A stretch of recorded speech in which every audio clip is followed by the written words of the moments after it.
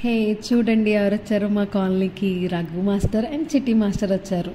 నార్మల్గా అయితే మా కాలనీలో గణేష్ ఉత్సవ్ చాలా బాగా జరుగుతుంది. బట్ ఈసారి వీళ్ళు రావడం వల్ల ఇంకా బాగా జరిగిందనమాట. అసలు నార్మల్గా అయితే రోజు ఈవినింగ్ పూజలతో స్టార్ట్ అవుతాయి. సో అలానే మేము ఈ రోజు 10th డే మేము పూజ చేయించుకున్నాము.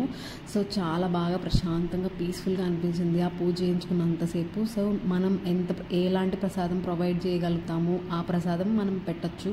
సో మేము శనగల ప్రసాదం దేవుడికి సమర్పించామన్నమాట. సో ఆయన్ని చూసుకుంటూ అబ్బా ఎంత బాగా జరిగింది ఇయర్ అన్ని దండం పెట్టుకుంటూ అందరూ బాగుండాలని దండం పెట్టుకుంటూ పూజని నీట్గా కంప్లీట్ చేసాము. సో మాకు ఈ పూజలే కాదు ఇంకా చాలా పూజలు చేపిస్తారు ఈ 11 days. దెన్ పూజ అయిపోయిన తర్వాత మంచిగా తినేసి మా వాళ్ళు ఇంకా స్టార్ట్ చేశారు డ్యాన్స్ ప్రోగ్రామ్స్.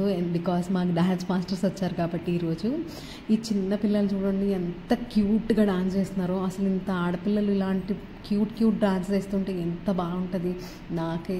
నాకు మా స్కూల్ డేస్ మా కాలేజ్ డేస్ గుర్తొచ్చాయి. అప్పుడు జరిగే యాన్యువల్ ఫంక్షన్స్లో మనం చేసే కావాలి మామూలుగా ఉండదు. మీ కాలనీలో గణేష్ ఉత్సవం ఎలా జరిగిందో నాకు కామెంట్ చేయండి. Stay tune to లుంబు.